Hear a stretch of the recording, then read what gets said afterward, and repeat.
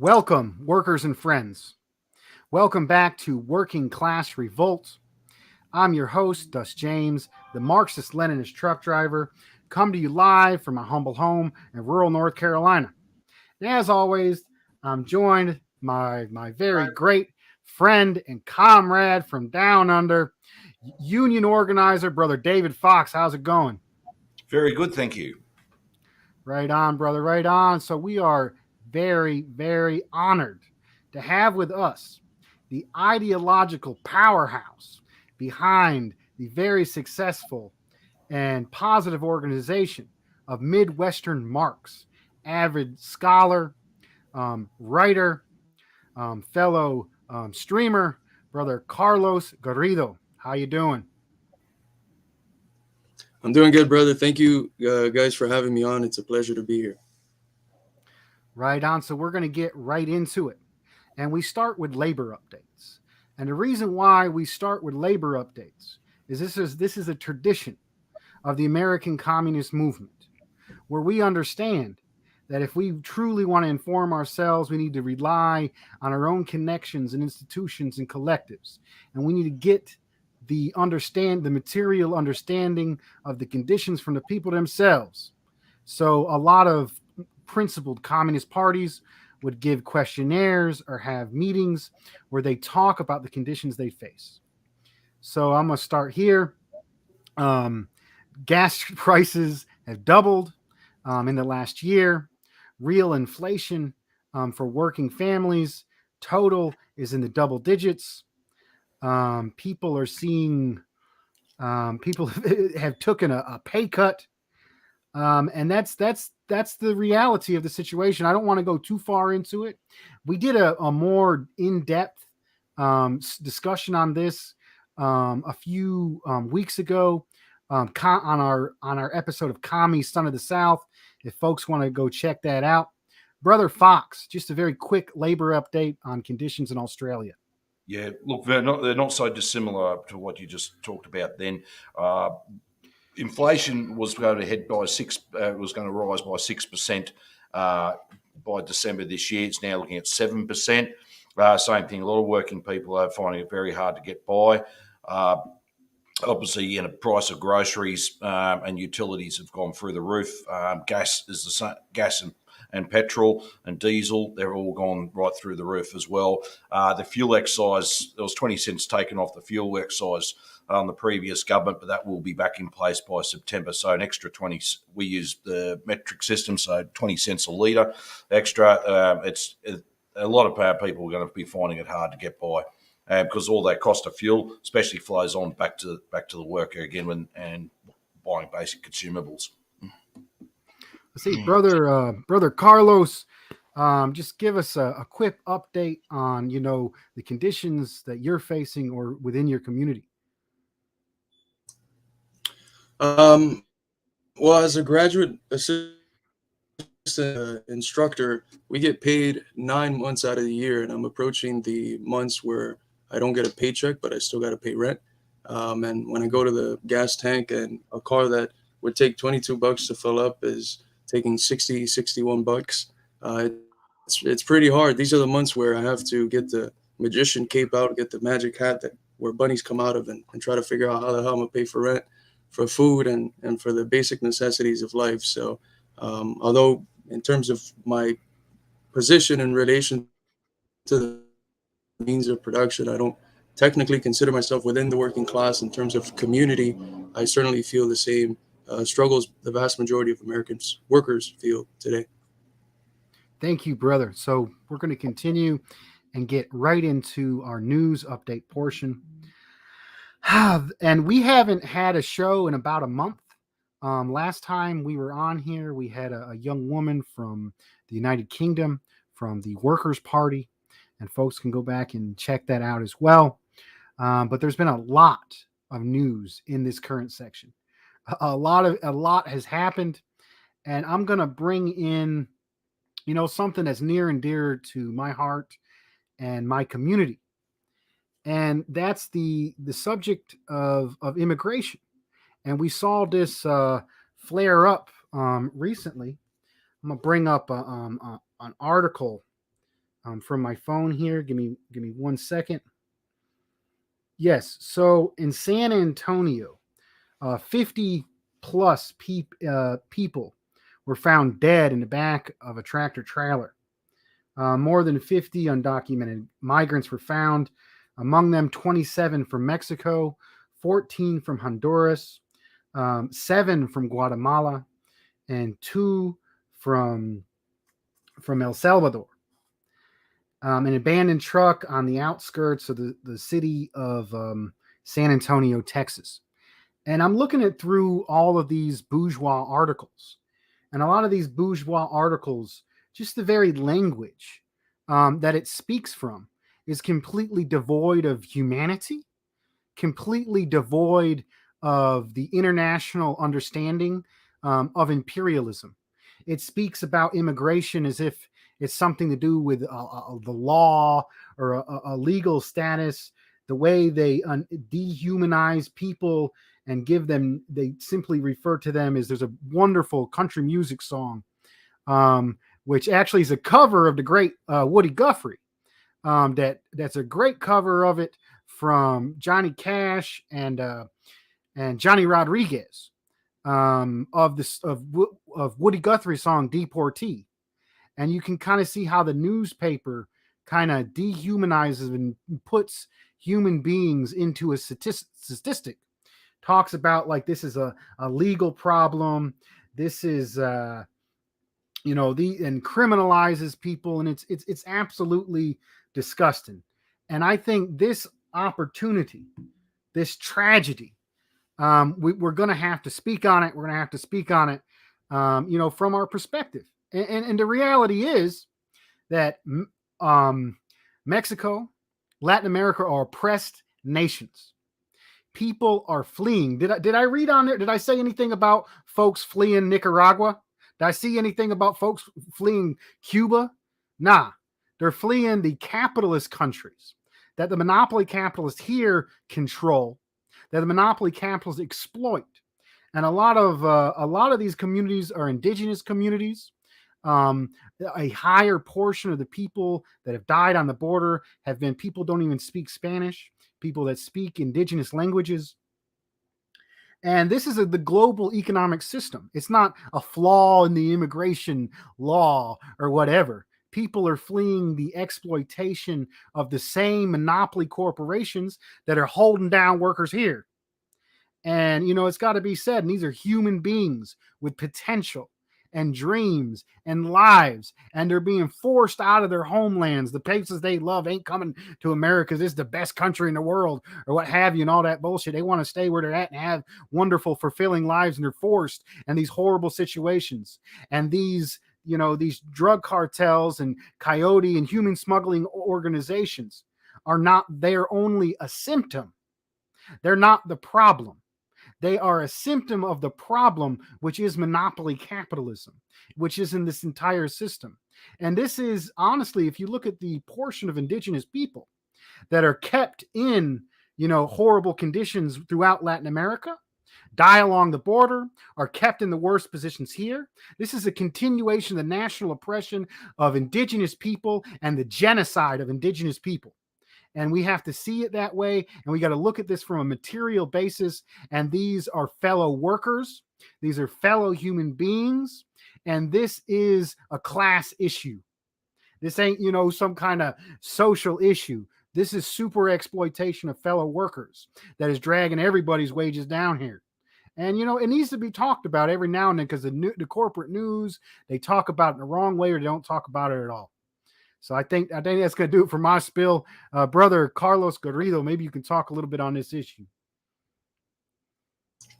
Well, I think you hit the nail on the head, man.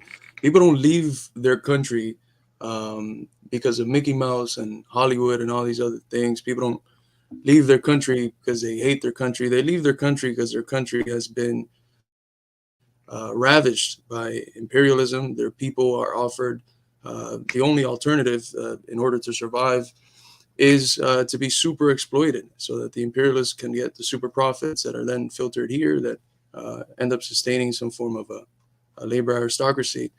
So that's the reality no one wants to leave their country. I have my father has an analogy that he usually uses. He's been telling me this since I was little, but every time they ask him why'd you leave Cuba, one of the things that he says is for the same reason why if you take a beehive's source of food, the bees are going to follow. They're following the wealth that you have extracted from them, and they're going to where the wealth is going. And the reality is sad, but you fight it not by addressing the symptom, although addressing the symptom could provide, band-aid solutions which might improve people's lives on the short term. But ultimately, what you have to do is fight the capitalist imperialist system, which we all live under. And as you rightfully said, it's the same system that keeps half of Americans a lost paycheck away from homelessness. So it's in all of our interests, marginalizing oppressed communities and the working class of the U.S., of the belly of the beast, to fight against this order. Thank you, Brother Carlos. Comrade David Fox, anything to add on this section?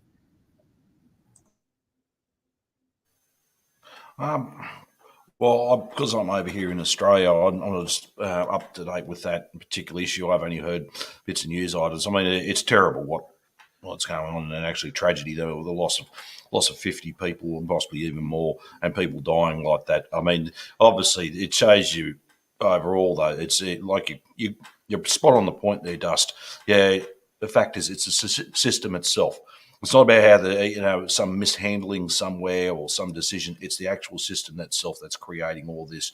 And I love that little terminology you use, Carlos. You take the honey from the bees will follow. It's certainly, and that's what's happened. Basically, imperialism has ripped the wealth out of all these countries, left them with nothing. So, what are the powers that be expect them to do? Sit there and starve? So they need to live, and basically that's what they're doing. They're trying to provide for their basic needs for human survival: clothing, food, shelter, water, and obviously utilities to get by. And that's so this is clear shows that this system is really needs to go really completely, and our brand new world. Thank you, brother Fox. I think there's something to say about selective or the emphasis that the imperialist media does. When there's a school shooting, we hear about it. When there's a war in Europe, and we hear about those victims, but there's constantly every year thousands of people dying in starvation in the global South, as well as dying along the border, trying to come to the United States, that has stolen the resources from those countries. Comrade Fox, I actually wanted to start with the good news, but I got on the bad news first. Come out here with that good news you got for us, brother. Well, it's some interesting turn of events in Europe. Obviously, the farmers on strike or blockading the Netherlands at the moment. Well, it's expanded to other European countries, Germany and Poland. The farmers are coming out in support there as well because they've been told basically there's no more. I think it's nitrogen they need to use for growing the crops. And they've obviously got overhead costs. They can't make ends meet. Basically, all the excuse was, we'll blame Russia, which had nothing to do with it at all. But all this whole imperialist policy put onto them, it's just basically they've just had enough, and that was it. So, and I think it's good to see that solidarity. I think we need to watch that as events unfold even further there in Europe. I hope it might inspire too other farmers elsewhere around the world to start fighting back against austerity and other measures that basically stop what they do for a living, basically grow food for us and produce food for us. So that's that, and I think that actually warrants our support. And I think that's it would be actually really good if it develops on a higher level of struggle when working people unite with the farmers. And so we've had enough of all this. We've had enough of austerity. We've had enough of all the excuses why you can't provide anymore. And the system needs changing. So watch this space. I only just found out this morning as I said, it's spreading throughout Europe. So there's some good news there. Thank you, Comrade Fox. I think I have an interesting theory that I applied to the geopolitical situation. that I haven't heard a lot of other places. And honestly, my humble, truck driving self, because I got, my Marxist training directly from a collective of workers and the people and a militant tradition, I'm actually more prepared to analyze things than a lot of these academics up here trying to keep their position in their bourgeois academic institutions. And what I noticed is the United States is the imperial core. And what I mean by that, the monopoly capitalists, the monopolies, the five or six oil and banking cartels that run the entire global economy. Even socialist and anti-imperialist countries have to deal with the global economy that they're in. And because of that, because they had such dominance and power, I believe they were able to repress the workers' movement in the United States more so than the junior imperialist powers. If we look in the United States, we have no health care. If we look in the junior imperialist powers in Europe, UK is actually, I think, is closer tied in with the imperialist bloc. I think they're a little bit higher up on the ladder than Europe and Australia as well. And China, I mean, not China, but Japan is really a junior imperialist partner, maybe even further down in the hierarchy of all that. But if you noticed, the workers' movement here has been completely destroyed. Our communist parties were outlawed. The Panthers were shot down in cold blood. And we're really lacking a union movement here. And it was the union movement that fought for those kind of social democratic policies. So I think we can learn from our brothers and sisters in the junior imperialist countries, but understand that it's not the fault of the American worker. The American worker is not inherently fascist or inherently reactionary. The American worker was brutally suppressed by the strongest monopoly capitalist and the strongest media system that was ever out there. So when we hear about these, workers fighting back in Europe, we got to understand and not like start holding illusions in other sections of imperialist social democracy. Those governments are equally in with the imperialists. And we see it now with the Ukraine situation. What's going on now? The junior imperialists who have a stronger worker movement in Europe, they're being the first ones pushed under the bus with the disruption of the economy so the monopoly capitalists can go against the Russians. And it's absolutely wonderful to see the fight back from the European workers to fight against the austerity that's being pushed on them for the benefit of the monopoly capitalists to attack the Russian people. And when they attack the Russian people, they attacked all oppressed nations. Because if you look at what Russia has done in selling low-priced food to Africa, selling fertilizer to Africa and the oppressed nations, and now we've got sanctions against Russia, and it's destabilized their economy, doesn't allow we have mass starvation in Africa. There's a direct line between the U.S. imperialist attack on Russia and the starvation in Africa. And a lot of people like to blame Russia. And they like to say, Putin went too far with it. He got all bold-faced and he went over there too quickly and stuff. And he caused some of this economic turmoil. And the reality is that Putin didn't cause the economic turmoil. The Russian people were standing up for their basic security rights, and they've been pushed against, and they finally stood up for ethnic Russians that were being slaughtered on their border. And in reality, Putin and the Russian people are not creating the instability. It was the imperialists. And in reality, them standing up against the power of the monopoly capitalism is making a world where the monopoly capitalists will not be able to do this again. Let's see. I know I put a lot on the line out there because of that. Brother Carlos El Garrido, go ahead. Any response to these ideas?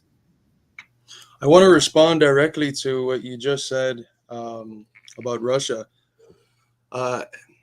People have to realize, Marxists have to realize that the primary contradiction that we face today is monopoly capital. It's imperialism.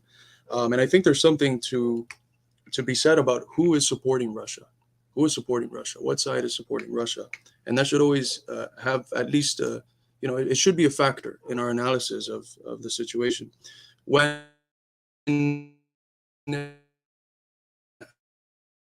but a speech that I think I'm freezing, but there was a speech that Fidel gave in 1989, and he says, if these reforms are so progressive and revolutionary,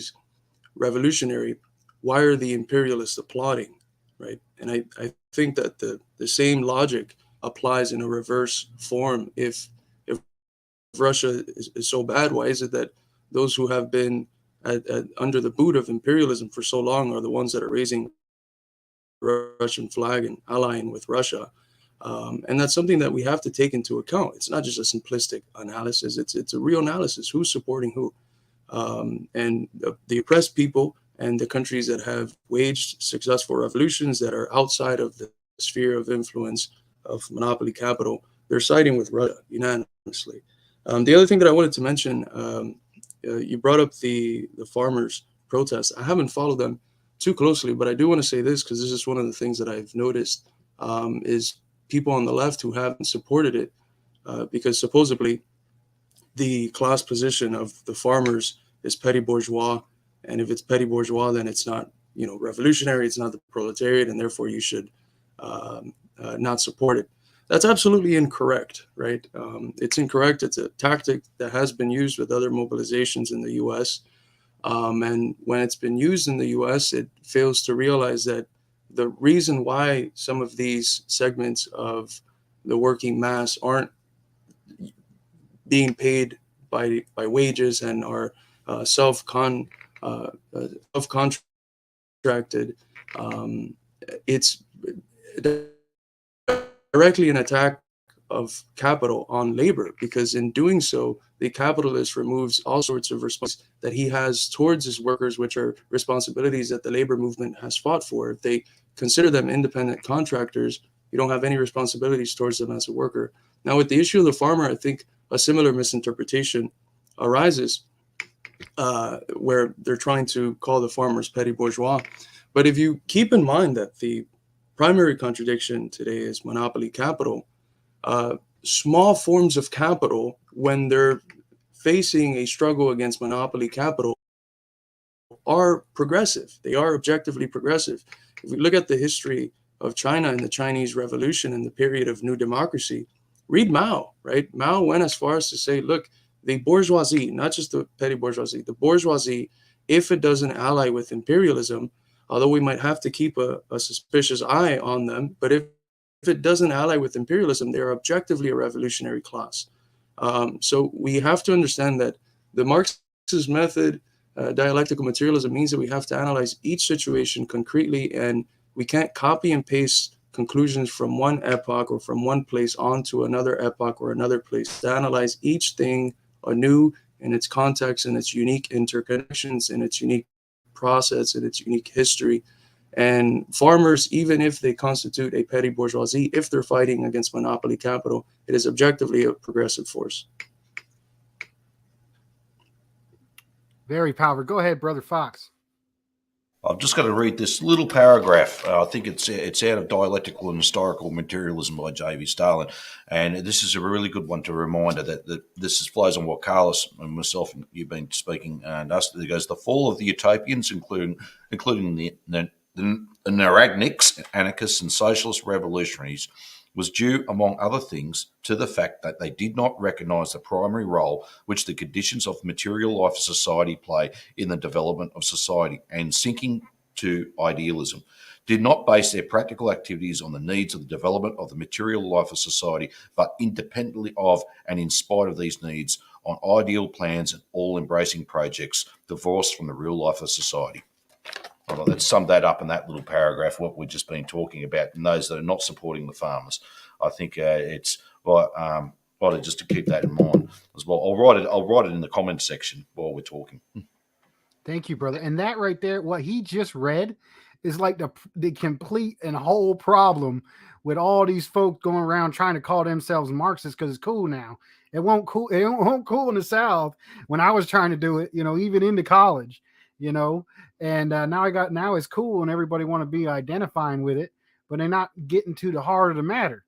And the heart of the matter is, it ain't about you being cooler than everybody and you being like you're the good white person, or you're the good American, or you're so much morally superior and you're so intellectual because you read a little bit of Marx or read this and that, or all the countries that identified as cap or communist and have a gun and say they're Maoist or what have you, are the coolest and the best in the world. And when it comes down to reality to it, it's about advancing the material conditions of the people, historical progress, where humanity as a whole is put in better conditions and then can advance higher forms of society. And this happens through class struggle. And it happens through class struggle. And one aspect of class struggle is national struggle against imperialism. And I think it's a wonderful and beautiful thing. And this is why, everybody was so hard. They was all broke up about the Soviet Union falling, but then they just straight up wrote off Ba'athist Arab socialism in Syria. They wrote off the Iranian Revolution. They like to criticize the Bolivarian socialist revolutions and social models. They like to write off China. They like to write off Vietnam. When this is class struggle and this is history moving forward, and just as it don't fit in with your perfect image of the identity of socialism that you want to go with, it's still class struggle, and it's still human beings having better lives and struggling for those better conditions. Comrade Carlos Garrido, any response on those kind of thoughts? I agree. As you folks know, I am a philosopher, and I've been developing a sort of theoretical criticism for the phenomena you describe as a purity fetish. That's what they have. It's a purity fetish. They have this pure idea of socialism that's fetishized, so disconnected completely from reality. And then they judge the movements towards socialism and anti-imperialist projects according to that pure idea. And if it doesn't check off every single box on their checklist, they reject it and they condemn it for X, Y, and Z, or for whatever box it fails to check off. And we have to understand that there's a linkage between these interpretive failures geopolitically and the failure to organize segments of the working class at home, which don't check off some of the boxes that they have for certain positions on social issues. And this approach to politics is ultimately futile, because the job of Marxists and of Marxist-Leninist communists, as Mao, once said, is to brainwash. Right. Part of what we're doing is brainwashing and bringing people to a specific position, to class consciousness, so that they can act as a revolutionary agent. Which means that understands that there's already certain elements of backwardness that are floating around, because we are in a decrepit capitalist culture that people are developing in. And if you expect the proletariat, the working class, the masses to have the perfect ideas before you can organize them, you're putting yourself in a position for eternal failure, right? I've used the image of the myth of Sisyphus, which is this old Greek story of Sisyphus trying to push up the rock, and as soon as he gets to the top, the rock falls, and it's a perpetual cycle of doing that. That seems to be the condition of the left in the US, right? And it's continually promoting this perspective that, if there's workers that don't agree on absolutely everything with me, I'm not going to go there and organize, because they can't change their mind. They're going to stay like that forever.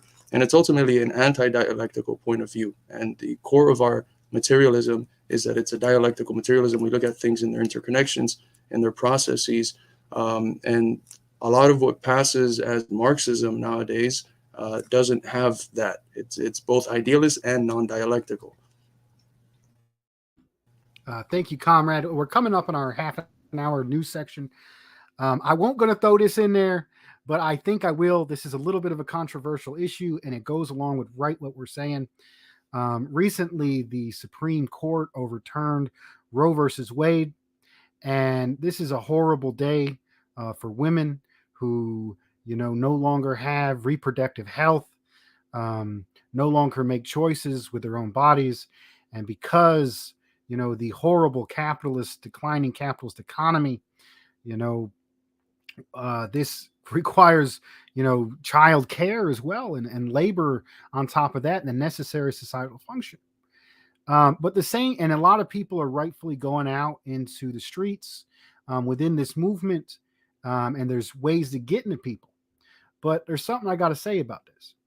Back in 2012 in North Carolina, the conservatives, the Republicans, brought up an amendment to the state constitution called Amendment 1, and it effectively outlawed gay marriage. It was one woman, one man um, bill.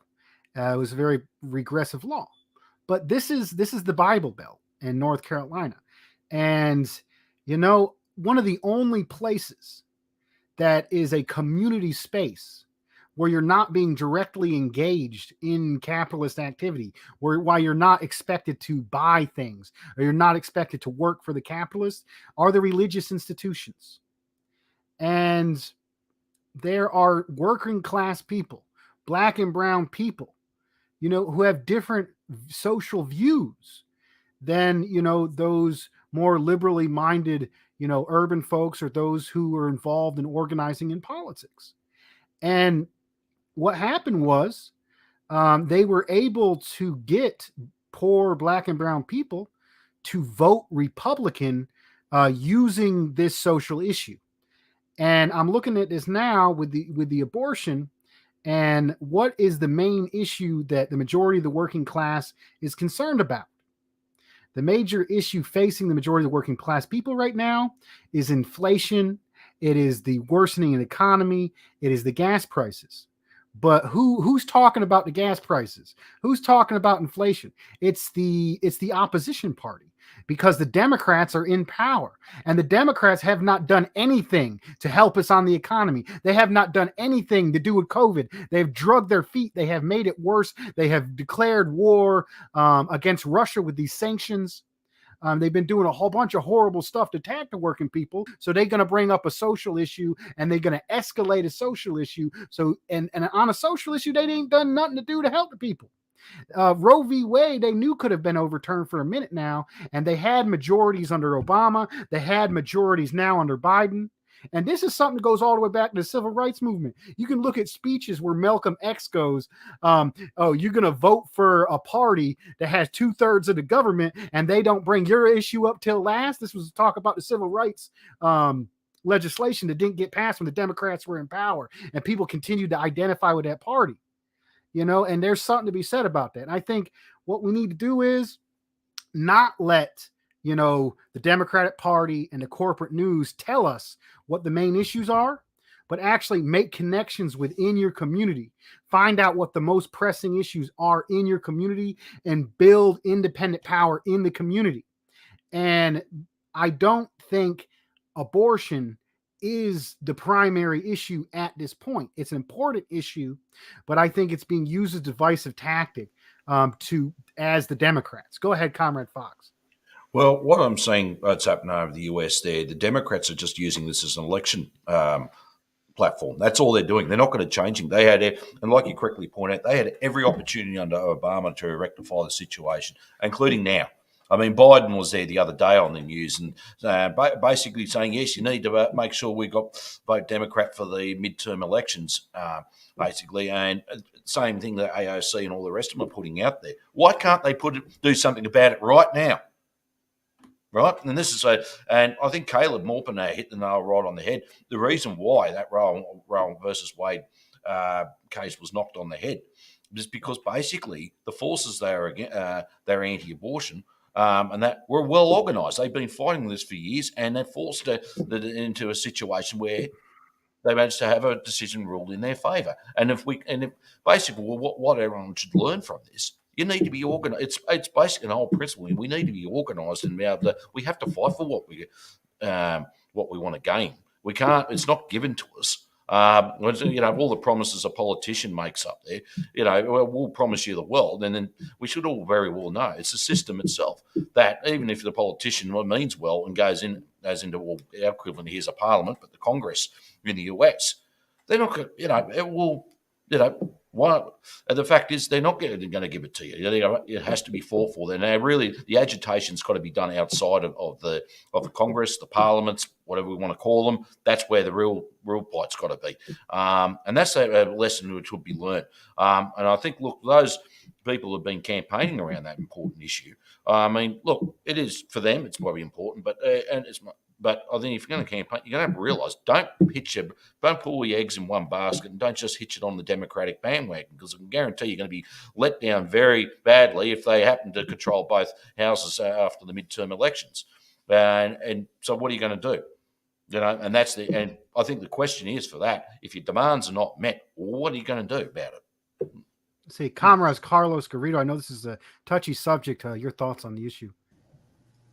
I think with respect to the futility of the Democrats, you both hit the nail on the head. They're going to use this to toy around with people to get more donations. They've already gotten, I think, the last thing I saw was like 80 billion, I think, out of it. So they're definitely going to toy with it for political reasons. And like you said, Dust, they could have done it under Obama. They could have done it under Biden. They knew it was coming, but they don't do it, right? I would say that I think that I wouldn't classify the issue of abortion as either wholly social or wholly a class issue. It's a mixture of both, in my opinion, because Engels says in the origins of the family comes to be in history, the struggle against patriarchy and the struggle of women when they come into the monogamous family. And all class societies have oppressed women, and capitalism specifically. It makes the monogamous family an economic unit, and the role that reproductive labor plays in capital in general is very, very big. And what we find in the U.S. is that we don't have any of the conditions to raise a family. None of them. We don't have childcare. We don't have parental leave programs. We don't have anything. It's like very difficult to raise a family because it's very difficult to get a house. It's very difficult to get a good job that allows you to survive. So we have horrible conditions, and most people recognize that these aren't ideal times to have a child. And abortion offers poor and working class people an option to not put themselves in an even bigger hole. A child is a blessing, but in its right time. So the capitalists can't have this, and I think that this attack on abortion rights is a class issue in that sense, because what women produce, the human beings that they produce, ultimately end up being thrown into really just agents for the creation of surplus value for capital, for the creation of profit. But it's also a social issue in the sense that there's religion plays a big role, and how you interpret what goes on during abortion plays a really big role. So it's a both and I think I'm all in favor of people hitting the streets for this. I think we should hit the streets for this, and always bring up the property question. If we know that the root of the problem is not just policies, it's not just a specific party or another. The root of the problem is the capitalist imperialist system. We should always bring that up, and when we see people in motion, we should go there and bring up the property question. But I don't think that it's helpful when we make the target and then start characterizing with all these evil predicates working class people that for religious reasons they don't agree with abortion, because the reality is most of them are not like militating in favor of the abortion ban, right? Most working class people are not the ones in front of Planned Parenthood 24/7, in order to class comfort that allows you to spend time just protesting in front of fucking Planned Parenthood. So working class people that have, what I consider personally some backwardness tied to their religious views, they're not the problem. Stop hating on them. I think that's a big mistake. Realize that the problem is the monopoly capitalists. And in that way, you can get people who disagree with your point on abortion on board, because they realize that 99% of the things that they are concerned about in their everyday life come from the same source that took away the abortion rights from the people that are in the streets right now. Very powerful, very powerful. Yeah, I think that's the big takeaway from this. I'm not criticizing folks out there. All I'm saying is, don't let them use this for you to attack fellow workers. Your, coworker or neighbor who is pro-life is not your enemy. Maybe they would be out in the streets to fight for higher wages. A big proletarian feminist demand that I think the Workers' Party and the United Kingdom gets right is 24/7 childcare available to the people as a working class demand. And I think that's something that a lot of people can fight for. And I notice a lot of liberals like to attack, people who voted Trump. And a lot of people that voted Trump, there was a lot of racism in it, but it was also a lot of protest to the neoliberal policies. And believe it or not, Trump's daughter was out there giving out hollow promises of free childcare. A lot of these people like to say, oh, all white people is racist. Look at all the women that voted for Trump.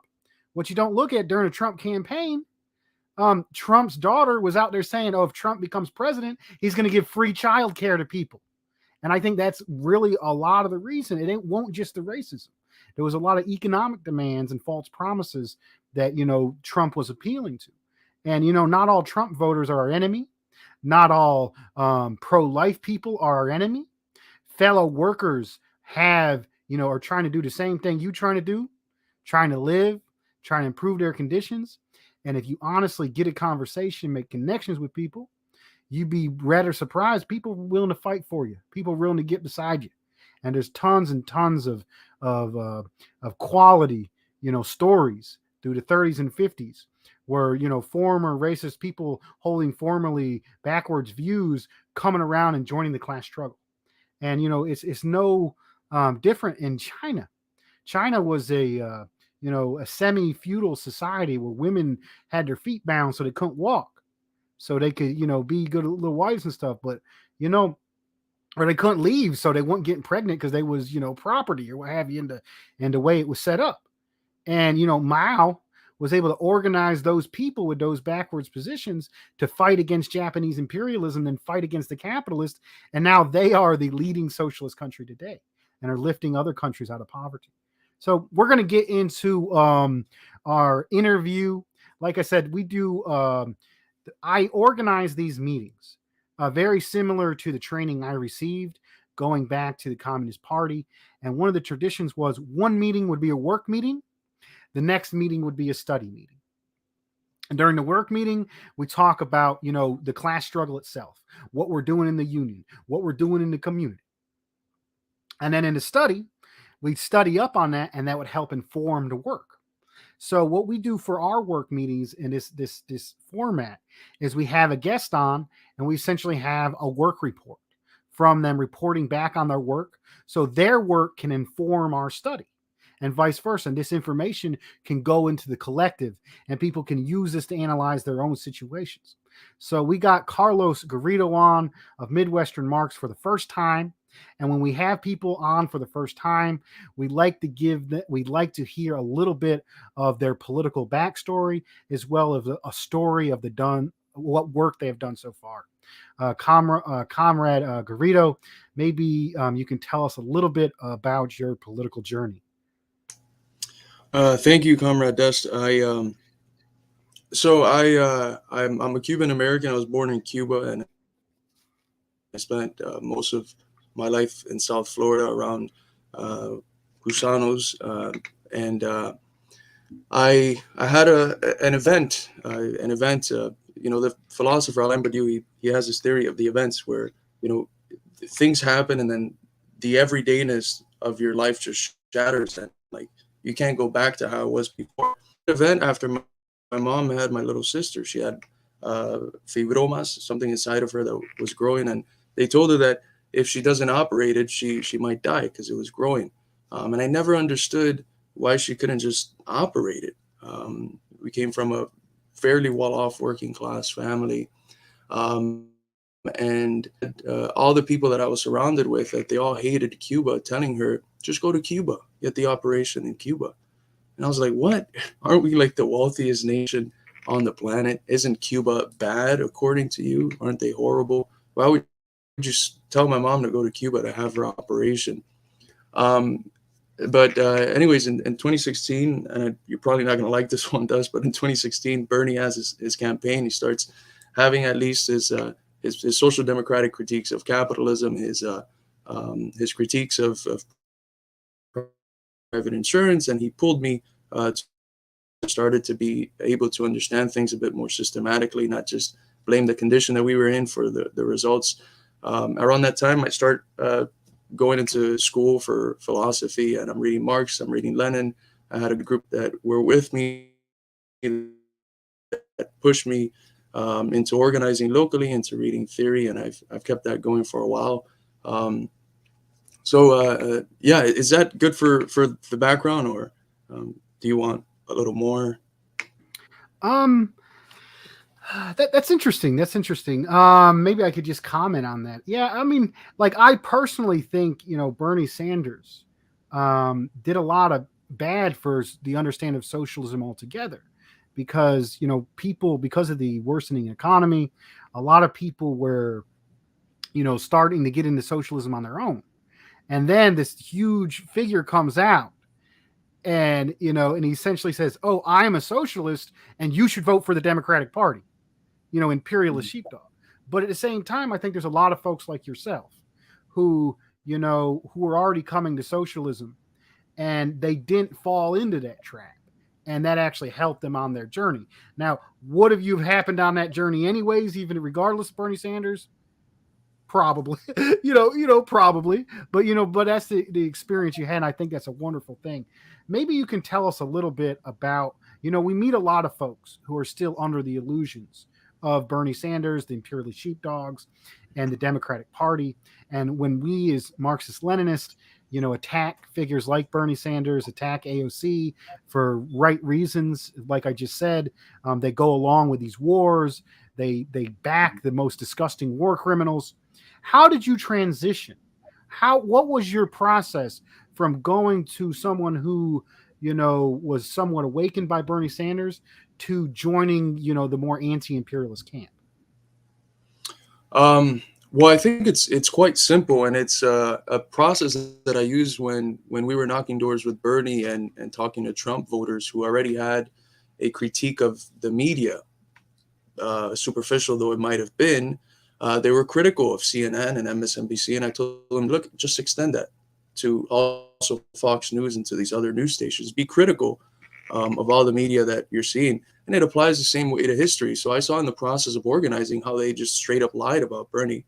The Democratic Party, MSNBC, the Democratic establishment, and their pundits, they just lied. And I was like, well, if they're doing this to Bernie, which honestly doesn't really seem that dangerous at all, I wonder what they're doing to other socialist countries. And so I was able to extend that analogy, that analysis. I mean, I also come from a background of my grandfather was a militant in Cuba. He was active in the process of the construction of socialism. So that helped too. But I think that Bernie's ambiguous. Of course, I agree with you that he's an imperialist sheepdog, as Mao would say, when it comes to these issues, as well as all the other progressives in the Democratic Party, or progressives, right? But I don't know if there was institutions the size of what Bernie was able to create in that short amount of time that would have helped me lead me to Marxism, Leninism, right? We have this understanding from the Hegelian and the Marxist and the dialectical tradition in general that sometimes mistakes are necessary, right? Mistakes are essential moments to positions that are not mistaken. And I read my Bernie phase as one of those necessary mistaken moments that was a fundamental intermediary step for me to get to Marxism, Leninism. And I know for a lot of folks in my generation, that was the case. That was the case. I don't know what it is for folks in other generations, because I wasn't old enough when Occupy get involved, right? So maybe the generation that was able to participate in that, and they already had some idea of socialism that was then diluted by Bernie. But for my generation, there was nothing. There was absolutely nothing. Bernie was the first thing most of us came to see. And at least for me, although I criticized the Democrats and his line of the Democrats, as much as anyone else, I still think of him as one of those necessary mistakes in my development towards Marxism-Leninism. I know Eddie shares the same view, and most of the crew that I really developed with, who had the same transition, they share the same views as me there. Thank you, Comrade. Very insightful. Let's see, Comrade Fox, anything to ask the brother on his background before we move on to his work? I think you pretty much covered. I was going to start asking about Midwestern Marx, but I think I'll let you continue there. All right, Comrade Carlos. So let's talk about your work in this period. How did you do any activism other than the Bernie movement before Midwestern Marx? Yes, I was in DSA for 4 years.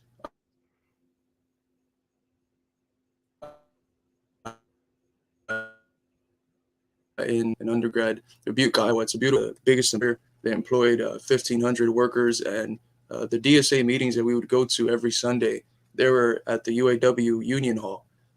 So I understand that DSA is horrible, but the times it depends on the chapter that you're in, because there's some chapters that are really good. And I had a good experience there. There was a lot of Marxist-Leninists, those people that were just Bernie-crats.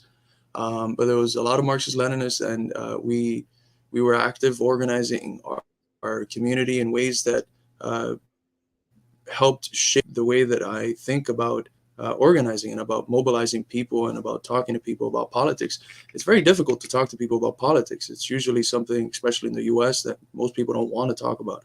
So just having the ability to muster up the courage to knock on someone's door and talk to them, whether it's during the Bernie campaign or to sign a petition for X, Y, or Z, it takes a lot, and that was a very formative experience for me, and the sort of somewhat personal confidence that I have in doing the everyday activities that we do with Midwestern Marx, or that Eddie has. That was all developed thanks to the 4 years that we spent just talking to people, knocking on doors, and talking about uncomfortable subjects. But when there was an event that took place in 2019, a Socialism conference in Chicago, and it was quite disappointing because the conference, at that time, I was already in favor of really existing socialism. And in that conference, you had guest speakers condemning Nicaragua, condemning Cuba, condemning Venezuela, condemning China. And I was like, what the fuck is this? What is this? How are you going to call yourself a socialist or a Marxist, but reject everywhere where it's been tried? That's just pretty absurd, right? Hey, look, I am this, but everywhere this has been tried, it has failed. But wait, it's we in the West, the virtuous ones, we're the ones that are going to get it right. I thought that was absolutely absurd. And a week after the event, the Gray Zone, Max Blumenthal and Ben Norton published an article about how those speakers had been funded by big capitalist and State Department interests. And it made sense, but the reality was that it wasn't just the speakers, right? It was the people I was looking around that were nodding their heads like, yeah. So I knew that, that DSA was futile at that point, and that if that was the hegemonic left in the US, that something needed to be done to center anti-imperialism. So we start up Midwestern Marx when Eddie and I just wanted to reply to some of that discussion. I think that article, really, I've been doing, like, I was in Occupy and I was doing all that, and I've had this, like, straight up, because I was part of something and taught, anti-imperialism. I see people claiming to be in my name, but then going up with the State Department.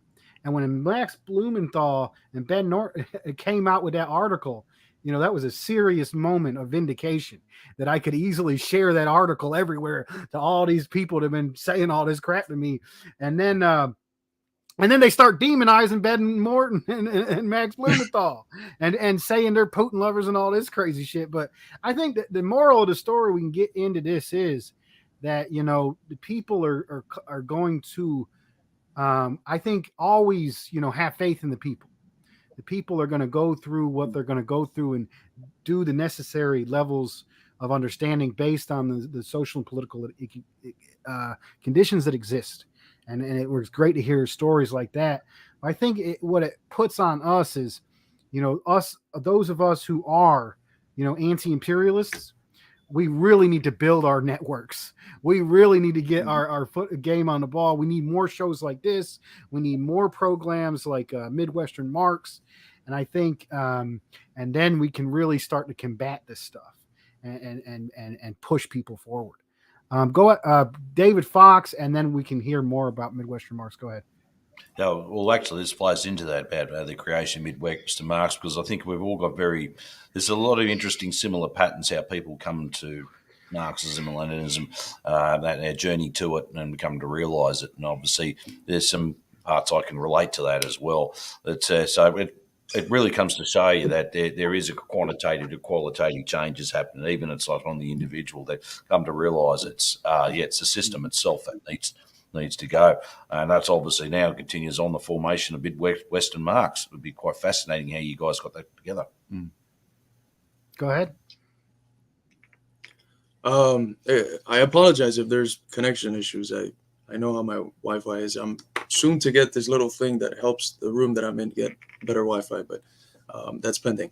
That anti-imperialism thing is at the center of why we started Midwestern Marks. But there's two other central topics as well, which is that look, in the Marxist-Leninist tradition, we recognize that just through spontaneity alone and without theory, without the role of a revolutionary vanguard that brings the ideology, that brings the theory to the masses, the highest form of organization you can get is trade unionism, right? We should read the What Is to Be Done and some of the other articles that Lenin writes at this time, that he's arguing against economism, and this is precisely the point that he's arguing against.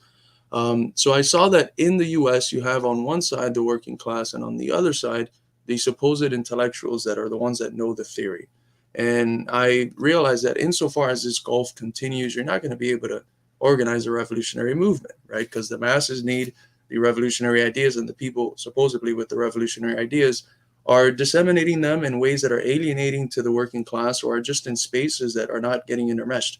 So we start Midwestern Marks particularly with that in mind as well, connected to the anti-imperialist dimension of our project. But we think that it's essential to tie the theory that we do, which we try to be as rigorous as we can with our theory. We try to always tie that to practical matters, to organizing, to trying to change the world, right? Our revolutionary theory is not just done for the sake of publishing in journals, for getting book contracts. Our revolutionary theory, and what makes it special, what makes it unique, is that it is grounded in and aimed towards revolutionary praxis, towards changing the world in a revolutionary manner. So that was one of the core tenets of our project that led us to starting the project. And then lastly, we saw that, some of the people that had the theory, we had this one extreme. Now, after a whole lot of Lenin reading, we can call the right opportunists, which are the Bernie flank. And then the other extreme is the ultra left, right, which are going out into the streets, burning American flags, saying that socialism is when you completely destroy America. And the way that I have interpreted it, and Eddie as well, is that what they're doing is taking the gun that McCarthyism was pointing at socialism, the propaganda McCarthyism was using to separate the working class from communists, taking the gun away from McCarthy and pointing it at themselves. That's effectively what they're doing.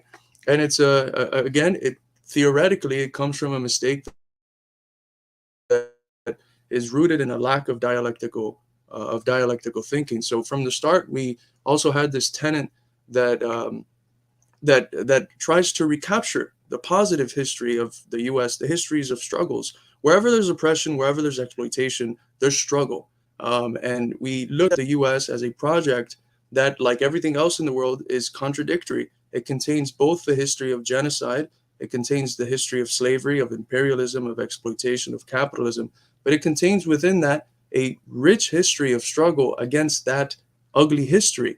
And that rich history of struggle is not in the, it's barely known by those who claim themselves to be Marxists in the US. Very small portions of it are known, but we don't know that there was people trying to develop scientific socialism in the fucking 1820s, 2 decades before Marx and Engels wrote any work of prominent significance, but we're recapturing this history in our project. And as a philosophy instructor, I teach an intro to philosophy class, and I have my students read Marx, Engels, Lenin, Che, and these revolutionary figures, and a lot of them are really into it. And they ask me, why is it that the U.S. doesn't like socialism? Why is it that American people don't like socialism? And I told them that's very new. In the 19th century, the birth of modern socialism took place in the U.S. We had a ton of utopian communist communities all over the place from which Marx and Engels studied and learned from and developed from mistakes and from their limitations scientific socialism. So this antagonism of here's the US on one side, here's socialism on the other, this is new. This is a fabrication of McCarthyism and of the acceptance of this new ultra-left flank of the left of those McCarthyite smears. And what we try to conclude with is a statement by Cornel West, which, for all his flaws, that he falls sometimes into the right opportunist camp, he's real right in saying this, which is that socialism is as American as apple pie, right? We've had socialism basically from the beginning of the American project, the struggle against capital, the struggle against imperialism, the struggle against slavery.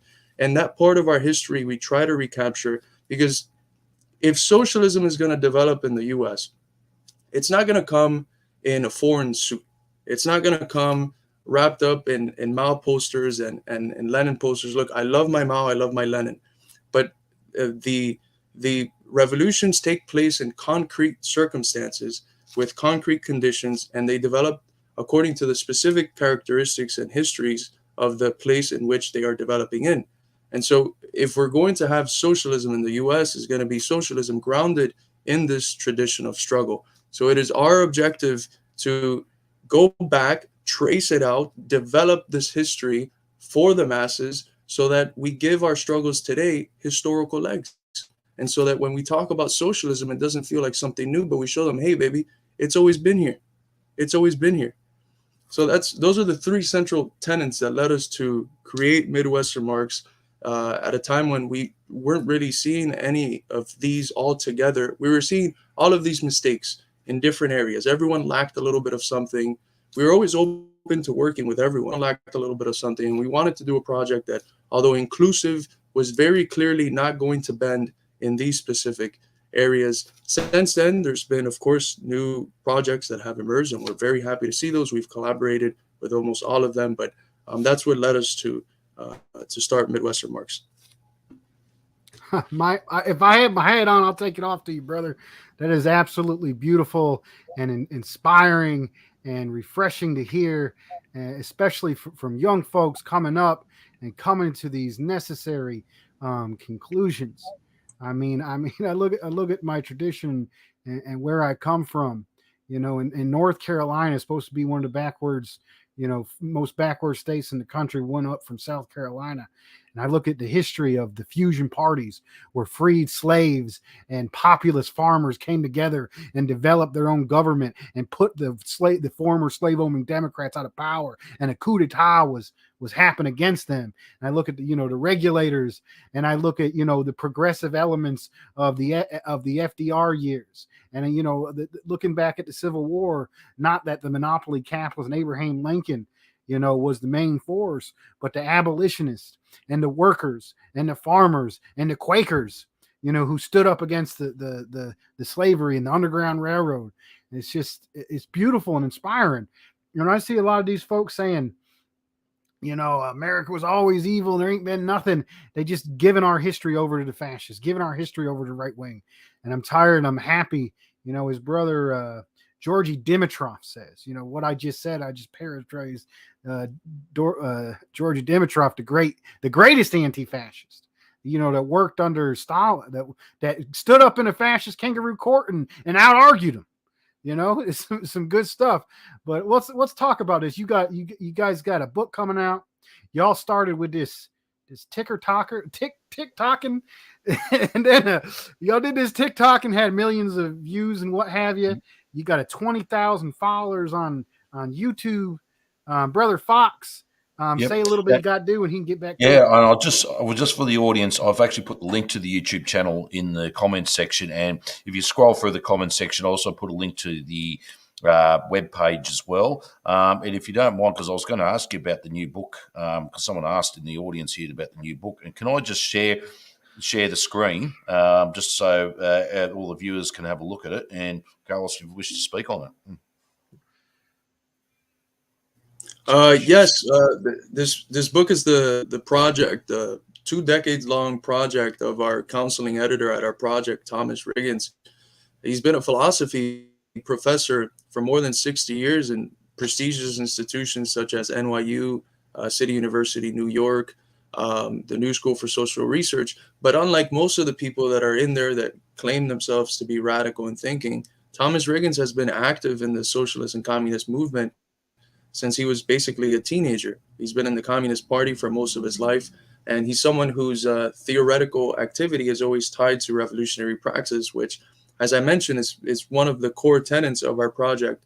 And what this book tries to do is help people who haven't gotten into Marxism yet, who are looking to read the classics of Marxism, by tracing out in classical texts of Marx, from Marx, from Engels, from Lenin, by tracing out and commenting on what is being said, analyzing it in forms in which any working class person, regardless of how little theory they've engaged with, in forms that they can understand, and by also developing for perhaps the more seasoned reader in the areas where the science has gone beyond what Engels or what Lenin commented on, for instance, in Anti-Düring or in Materialism and Imperial Criticism, since Riggins, as a Marxist philosopher, knows something which most Western Marxists forget, which is that Marxism and Marxism-Leninism needs to keep up with the sciences. Riggins has always kept up with the sciences. And so he's able to talk here about, although the science has developed, has dialectical materialism been confirmed?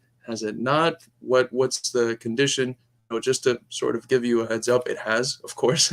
But that's what we're trying to do in this book. I for a long time, I would have books that I would recommend. Ask me, what's the first book that I should go to? And I'd recommend sometimes Socialism and Utopian and Scientific, Black Shirts and Red. I would throw Black Shirts and Reds at everyone's head in college. Now I'm recommending this one, not just because we published it, but because it contains all the best parts of the books that I used to recommend before. Because imagine it's someone that's been involved in the political struggle, so he's able to connect the ideas to the political battles that took place in the Soviet Union, that took place in China, that have taken place in the US against fascism, against neoliberal capitalism that passes itself as nice because it's somewhat progressive on social issues. So it's a very rich book. It's 430 pages, but it's very readable and enjoyable. And it's the first book inaugurating our publishing press. Part of our project, besides those 3 central tenets that we try to distinguish ourselves from the rest when we created ourselves, part of what we try to do in our project is cast the net as wide as possible, right? By any means necessary, whether it's a 1-minute TikTok done by Eddie explaining the labor theory of value, or talking about politics and geopolitics and criticizing imperialism, debunking imperialist propaganda, whether it's those 1-minute TikToks, whether it's videos, video interviews, the articles we publish, 50 to 100 articles any given month, or now the press, right? The press is a place where we want to, in a more scholarly and rigorous arena, develop Marxist theory in a way that it's grounded in revolutionary praxis. Do it with affordable means. I mean, you go look up any new Marxist theory book, and you'll find that, for instance, Palgrave, they have a very affordable series compared to the other ones, but their new books from the Marx Engels Marxism series are $60, right? And as a scholar who has to engage with new materials, I don't got that type of money. So that's we're trying to do that affordably. And another central part of our project, which is tied to the view that we have about American history, is the Journal of American Socialist Studies, where we try to, from an interdisciplinary point of view, recapture the radical history of the U.S. and show that there's a history of struggle and that we should build on this in our projects today. Thank you, brother. Very, very inspiring. Let's see. I think that we're getting pretty close. We're already past the hour. We got to move on to our workshop. Brother Carlos Garrido, if there's one thing you could communicate to the audience either about what you've learned through your work or something about your work in this recent period, what would it be? Um, so I think that it's very important to destroy the myths, the big myths, right? One of them was the bridge that is artificially created between America or Americans and socialism. Another big one is that socialism has always failed. And unfortunately, this is a myth that is sustained by most people who claim themselves to be socialists, right? Um, we have to debunk those myths because the reality is, as Michael Parenti has said, that the problem with saying socialism hasn't failed is that it hasn't worked, is that it has worked for millions and millions of people who have been lifted out of poverty and given decent living conditions and dignity, the dignity that humans require, but which capitalism always fails to give.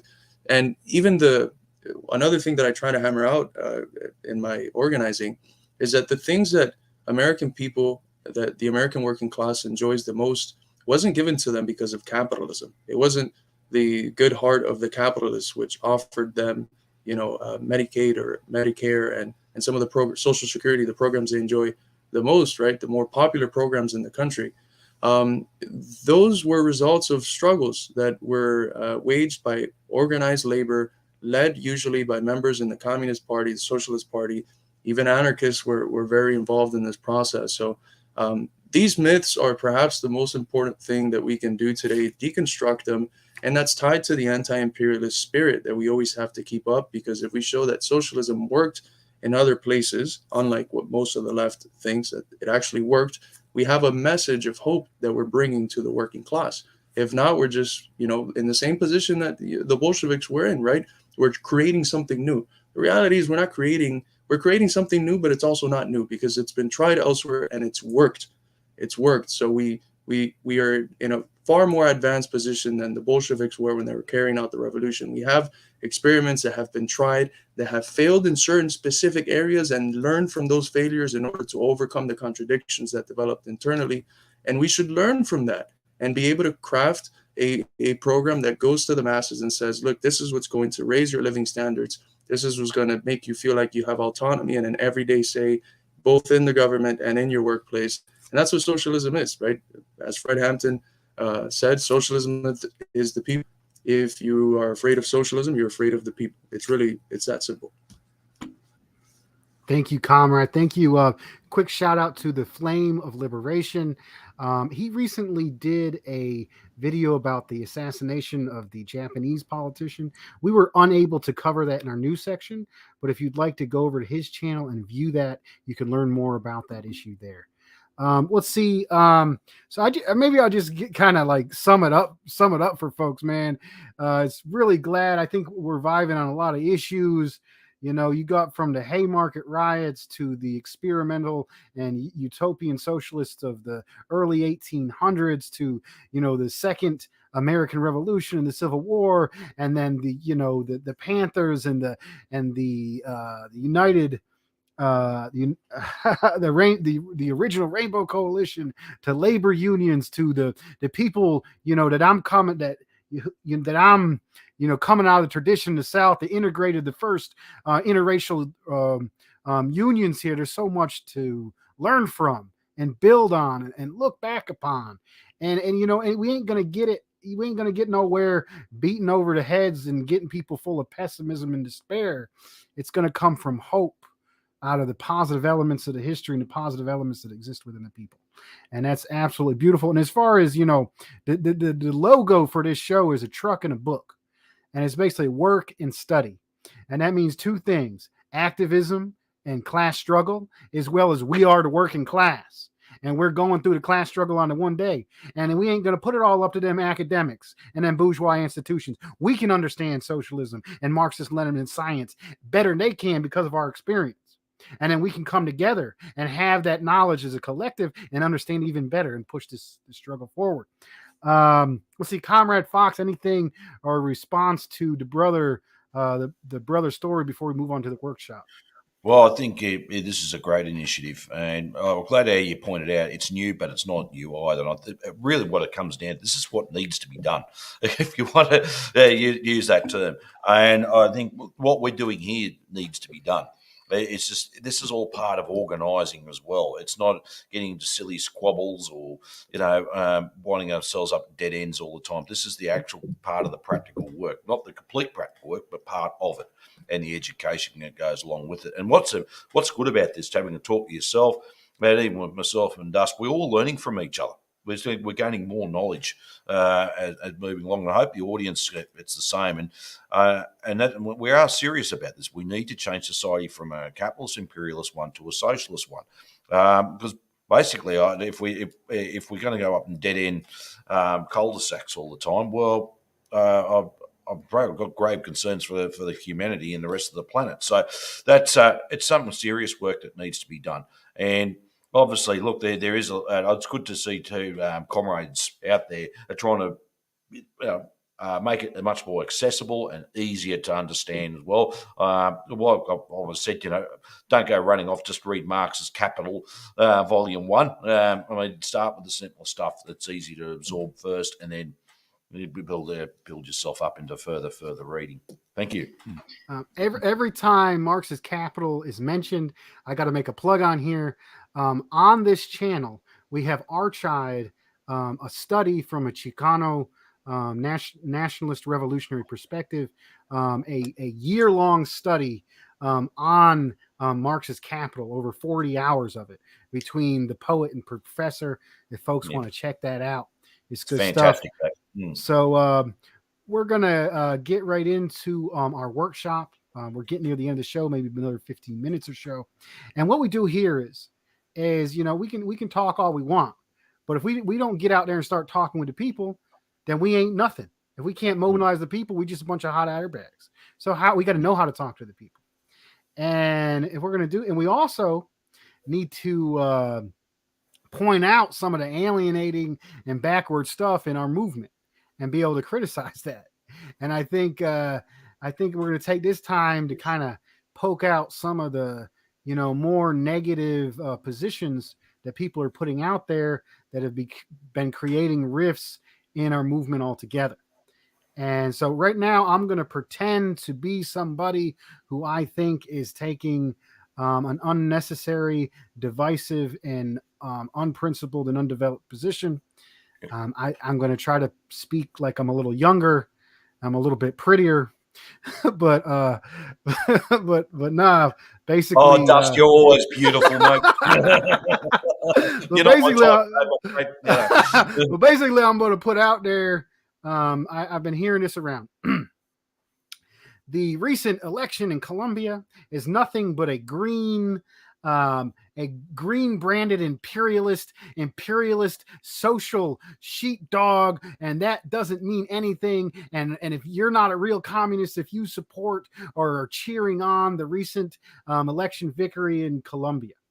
Now, if I was to say that, you heard somebody saying that, how would you respond to that, Comrade David Fox?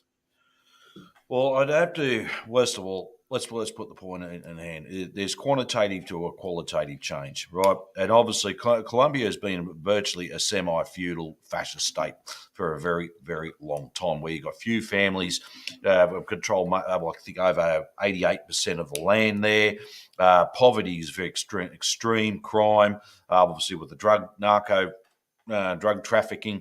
It's basically a terrorist state on its own population, against unions, workers in unions, peasants, farmers, and other generally poor folk, and also indigenous as well. So this, look, we all know. Oh, okay. Look, I know that the new president of Colombia is not a card-carrying communist. I mean, no shit, Sherlock. But I mean, really, I didn't know that. Basically, this is still an historical moment. Now, we can't predict how things are going to be moving on, because the sinister forces that are still controlling Colombia are still there, and they're going to be trying to organise everything possible to fight back, even possibly assassinating as well. So they've obviously, look, the Colombian people are going to have to determine their own struggle. I'm not. We should be like telling them how to struggle and fight. They've been doing it for a very long time anyway. So I think it's very wrong for us to actually go in and tell them how they should struggle. It is historic, but it's a quantitative change. I also believe no, socialism is not in Colombia yet. That's for a long period of intense struggle. As Lenin correctly said, the struggle is a long and tedious one. And obviously, but this has helped them to give them maybe some breathing space, some time to actually organise their forces stronger to move society on and change their society. So I'm not going to look. I'm over here in Australia, so look, I'm aware of it. And I thought when I looked at that, I said that's a positive step forward in the right direction. How it pans out, well, who knows? But it's going to be the masses that are going to determine the outcome, not the one person. Comrade Carlos, how would you respond to such a statement? I agree with Comrade David. If you remember the old Rocky boxing movies, although the boxing is itself not very realistic, at some point after taking so many punches, you would have been knocked out. But one of the things that helps Rocky is landing that first punch. Once he lands the first punch number 2, number 3 comes around, and what has happened in Colombia is that they have landed their first punch. The masses have organized themselves, they have mobilized, and they have won a victory. Now, the victory is not socialism, as David, you were saying. The victory is not this great turn towards communism, but it's a victory in a country that has had 240 years of governments where it's just capital. There's no even semblance of a pro-labor government. So this is a historic victory. It was a victory that was achieved by the masses, right? By the more popular elements in a country where it's a disaster. 44 people. We talked a couple weeks ago to Comrade Libre and Yamir, who were both part of the election process in Colombia from Troika Collective. 44 people have died just in this last election while trying to participate in the electoral campaign of Petro. This is the condition that Colombia is in. As Comrade Libre said in the interview with us, it's the most difficult place in the world to exercise democratic voting rights. And now they have won. The fact that they are even alive is just a massive victory. Of course, Pedro has his past. He said things on Twitter that we, wouldn't agree with as people who are very not just respectful, but defendant of Venezuela, of Russia because of its anti-imperialist role, of Cuba. But we have to understand that he understood that there had to be compromises made to win, because what the right was going to the whole time was, you're just going to make this like Venezuela. You're just going to this. You're just going to that, right? But I think it's definitely a step forward to the left. It's not going towards socialism, but it's a step towards progressive politics. It's the first punch that the masses have landed, and it creates the conditions for them to realize, hey, if we do this and we win, if we organize and mobilize, we can win. And if the people who won didn't do enough, we can continue fighting, right? So that's where I stand. I understand the people that are skeptical because of what some of the things that Gustavo has said. I understand that, but they have to look at it in a larger context and realize that it is a historically progressive move in Colombia.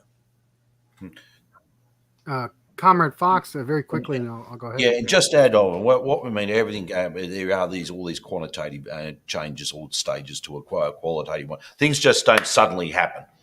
Socialism just didn't suddenly happen, and because that's very idealist if you think it does. It depends on the concrete material conditions at the time and where the masses are at. So, and the masses down there have to operate under those material conditions. That's what they've got to operate under. So, obviously, let's watch this space and see how things move forward. And look, we should be actually expressing solidarity to the masses of Colombia. They're trying to make change down there. This is my advice to the young comrade. Go ahead, Carlos, and then I'll end it.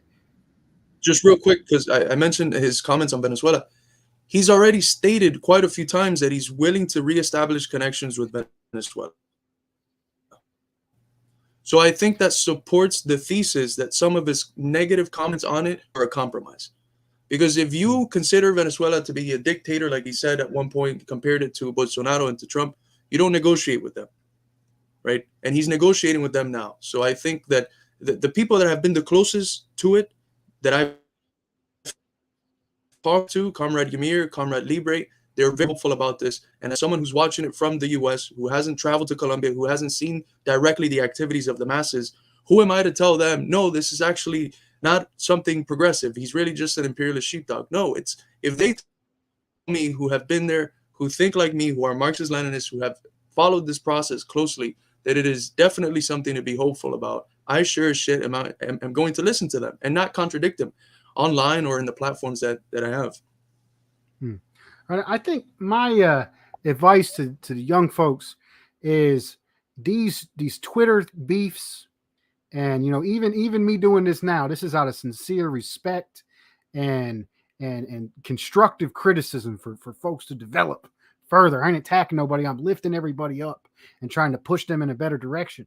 And my advice is, if you're up on the line and your main strategy is to attack what you consider the synthetic left or the rad libs, if that's your main focus, is to fight with them and to get more Twitter likes and to get more views, you ain't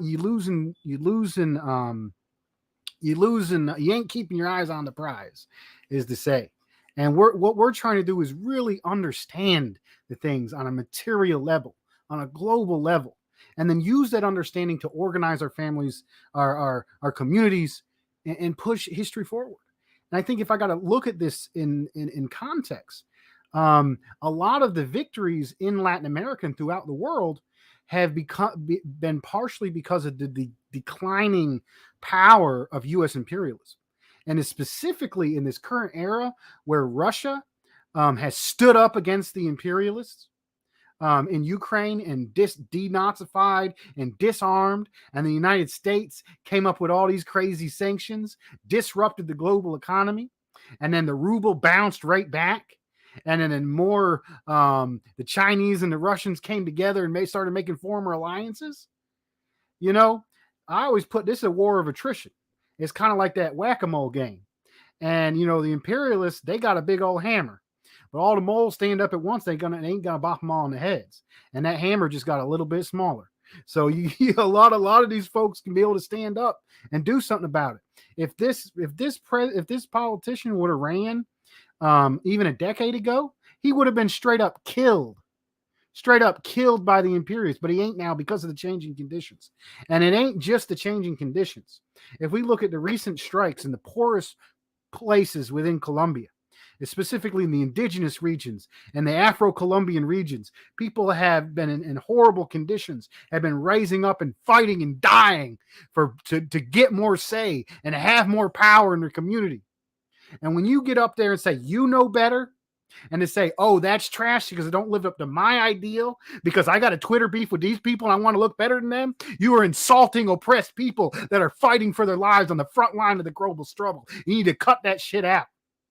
That's what I got to say about it. Let's see.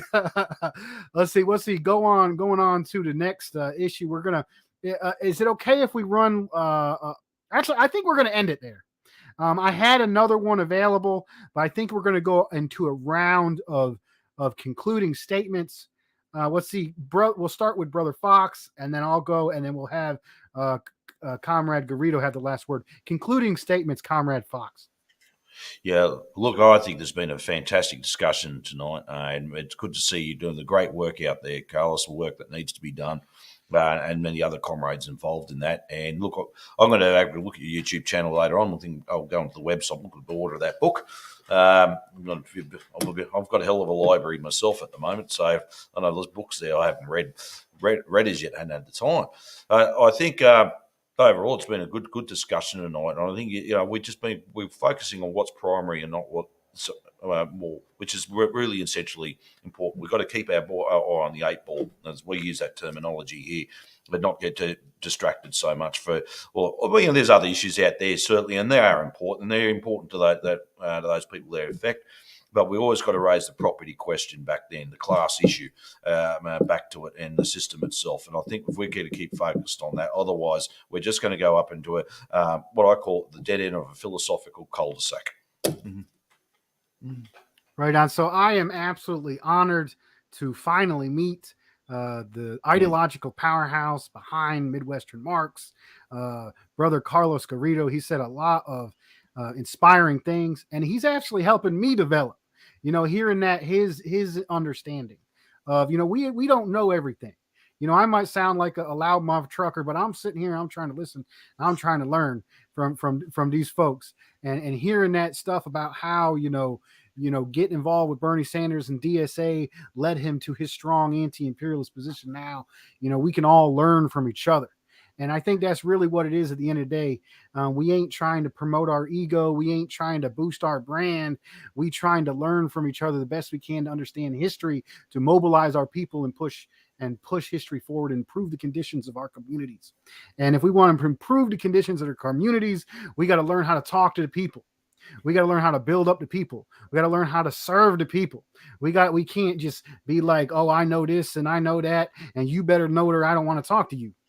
You got to go out, see where the people is at, understand, be a part of the community, make those connections and speak to the people where they're at and build on the positive sentiments they currently hold. Let's see, Brother Carlos Garrido, we're going to let you have the last final word. What would you like to leave the viewers with tonight? Well, first, thanks again for having me on. It's been a very insightful conversation. I've really enjoyed talking to you too. We can't say specifically what factors all need to be there, what particularities need to be there for a revolution to take place. But we can estimate from looking at the past what certain elements have been there before in order for a qualitative change in society to occur. And we know that one of these is objective conditions, which means that capitalism needs to be in crisis in order for people to mobilize. It creates conditions for people to mobilize. Another one is subjective conditions, right? Which means people understanding that the issues that they face on an everyday basis are not tied to specific politicians. They're not tied to a specific party in power. They're not tied to a specific policy. They're tied to the existing order, to the system, to how it is that we produce, to the state institutions that come about in order to protect how we produce, and to the civil institutions that come about in order to help you think in ways that make you acquiescence and fall in line with the way we produce. So that subjective element, that's class consciousness. That is our task. We have had crisis after crisis after crisis, and the American people are suffering. As I've repeated quite a few times, I always repeat it, half of the American working class is a lost paycheck away from homelessness. A lost paycheck away from joining the 600,000 homeless people in a country that has 10 times as many homes as homeless people. This is absurd. We have inflation going on. Our politicians are trying to scapegoat and blame Russia, when in reality, it's the capitalists that jack up the prices. We have a undemocratic Supreme Court taking away rights from women in order to benefit the capitalist imperialist order. We have the objective conditions as ripe for revolution as we'll ever have them. We have an empire in decay, a multipolar world that is flourishing and coming about. What we have to do is get to the masses. We have to get to the masses. We have to talk to our coworkers. We have to talk to the people in our communities, tie the issues that they feel direly on an everyday basis to the existing order, and organize them in a revolutionary manner. That's the only thing that can create a future for humanity that brings hope and not destruction. We do have a very real threat and a very real fight against the clock with climate change. And that's something that only socialism can fix. Only socialism can have a sustainable form of development because it thinks of growth in terms of human terms and not in terms of capital. It shifts the center from capital to humans. And that's the only thing we can do to have a sustainable future. And so quite literally, it's socialism or barbarism as more than it's ever been before. So it is our duty not to bicker with one another about unessential things, but to unite to get to the masses, to organize them in a revolutionary manner, and to overthrow the existing order. It's that simple. All right, that's going to end it for tonight. If everybody could raise their fist and repeat after me, dare to struggle, Dare to struggle. Dare to struggle. dare to win, Dare to win. all power to the people. All power to the people. Right on. Thank you. Good night, everyone. Thank you. Good night, comrades. All the best.